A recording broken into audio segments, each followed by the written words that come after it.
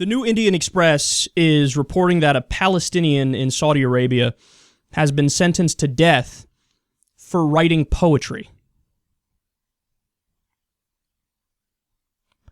Haven't the Palestinians suffered enough? No, according to Saudi Arabia. They say, quote, the ultra-conservative Islamic kingdom's use of the death penalty, typically carried out by beheading, has drawn widespread international criticism. A lower court on Tuesday issued the sentence against Ashraf Fayyad. That decision, apparently after an appeal, overturned another lower court's ruling in 2014, sentencing Fayyad to 4 years prison and 800 lashes. One man claimed he heard Fayyad say things against God. This was at some sort of a meeting where they're supposed to discuss ideas. I think it was in southwestern Saudi Arabia. Somebody said, did you just say something against God? We might have to put you to death. They continue, while a religious scholar accused Fayyad of blasphemy in a volume of poetry he had written a decade previously. Now, they go on to explain that this may be just, there was some sort of a personal dispute or disagreement between Fayyad and these other people, and they're just tarring him with this and using this as a kind of Salem witch trial move, where you just, anybody you don't like, witch, and then they just put him to death. This may be that, and it's happening in fucking 2015, and the liberal judge was like, maybe 4 years and 800 lashes for writing poetry, and perhaps, maybe, we don't know, questioning God. That's the liberal.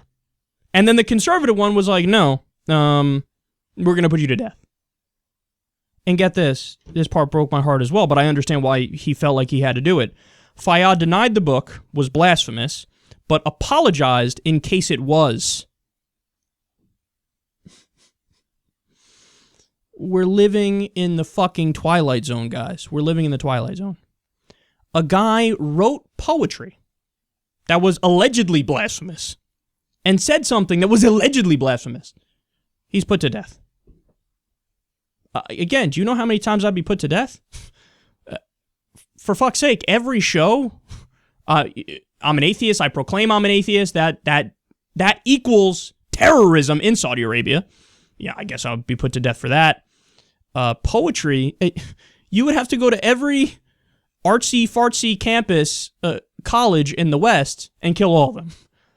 The things that people are getting killed for in Saudi Arabia, it proves that your ideology is ridiculous. How could anybody say they nailed it? With everything else, too. I mean, we were talking about how North Korea the other day, they killed people in 2013 for watching porn. You got the same kind of repressive, authoritarian, fundamentalist mindset in Saudi Arabia, and it makes people miserable. Because it's not, your rules don't even make sense. It's one thing to have tough rules and they make sense, but your rules are fucking arbitrary and they're based on a literalist interpretation of a dumbass holy book. Somebody's going to be killed for writing poetry. This is the same country that kills people for drug trafficking, for apostasy, atheism, witchcraft, sorcery. We spoke about how one guy smuggled in amphetamine pills a few years ago. They put him to death. They beheaded him. You want to know what amphetamine pills are? Basically Adderall. The shit that kids take on college campus for the fuck of it here. That your doctor prescribes for you. They're like, death. Death there. Their ideology in the government, guys, I need you to understand this. It's Wahhabism. It's Wahhabism.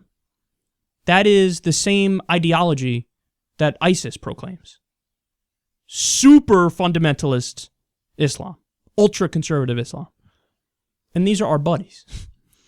These are the guys, we just sold over $1 billion in weapons to them. We just did that.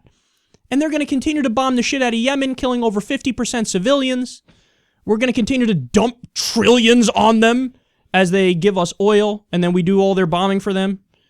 And as they're doing that, by the way, they're what's the right word I'm looking for? I was going to say exploiting, but that's not the right word. Exporting. I don't know why I stumbled on that one randomly. They're spreading Wahhabism all over the place.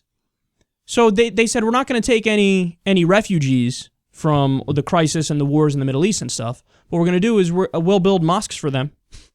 We'll build Wahhabi mosques for them in Europe and all of them should go there. This is our buddy. These are the people who are one of our top allies in the region. If ISIS killed somebody for poetry, that would be, in the news nonstop. We would discuss it nonstop.